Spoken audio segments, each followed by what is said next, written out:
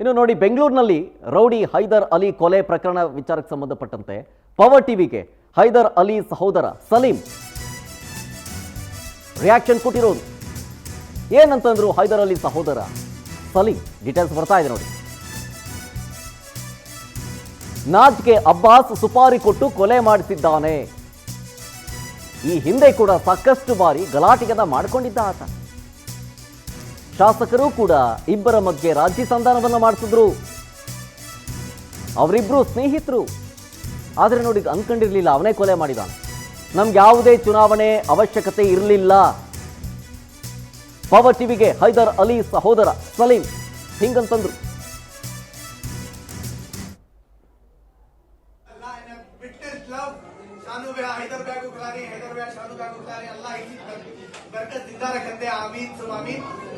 यहाँ हमारे नाजू भाई, शफू भाई, समीर भाई, अब्बास भाई, सऊद भाई, सुल्तान भाई, उमर भाई. ಅಶೋಕನಗರ ಪೊಲೀಸ್ ಠಾಣಾ ವ್ಯಾಪ್ತಿಯಲ್ಲಿ ಹೈದರ್ ಅಲಿಯ ಹತ್ಯೆ ಆಗಿತ್ತು.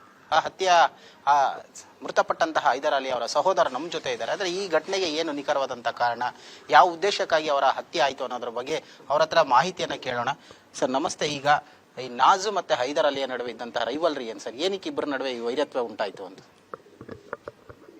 ಸರ್, ಇವ್ರು ಬಹಳ ವರ್ಷದಿಂದ ನಾಜು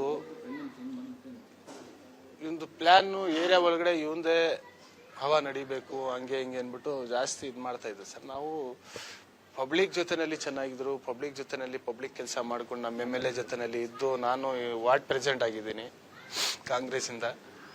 ನಾನು ಪಬ್ಲಿಕ್ ಜೊತೆನಲ್ಲಿ ಎಲ್ಲ ಕೆಲಸ ಮಾಡ್ಕೊಂಡು ಹೋಗ್ತಾ ಇದ್ದೆ.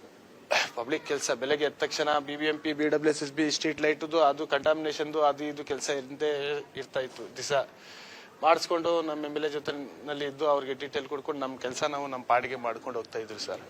ಏರಿಯಾ ಒಳಗಡೆ ಜನ ಬೆಂಬಲ ನಮ್ಮ ಹತ್ರ ಚೆನ್ನಾಗಿದೆ ಅಂದ್ಬಿಟ್ಟು ಇವನ್ಗೆ ನಾವು ಅವ್ರ ಫೇವರ್ ಅಲ್ಲಿ ಇಲ್ಲ. ಇವ್ರದ್ದು ಒಂದು ಟೀಮ್, ಆ ಟೀಮ್ ಅಲ್ಲಿ ನಾವು ಅವ್ರ ಜೊತೆನಲ್ಲಿ ಇಲ್ಲ.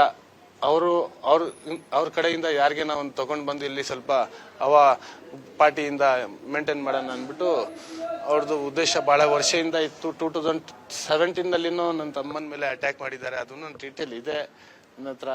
ತಿರ್ಗಾ ಪುನಃ 2020 ಒಂದು ಕೇಸ್ ಮಾಡಿದ್ದೀನಿ, ಅದನ್ನು 307.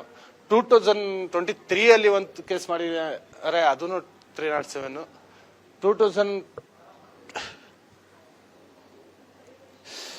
2025 ಜೀವಾನು ತಗೊಂಡ್ಬಿಟ್ರಲ್ಲ ಸರ್. ಅಷ್ಟೊಂದು ಕಂಟ್ರೋಲ್ ಮಾಡ್ಕೊಂಡು ಬರ್ತಾ ಇರೋದು.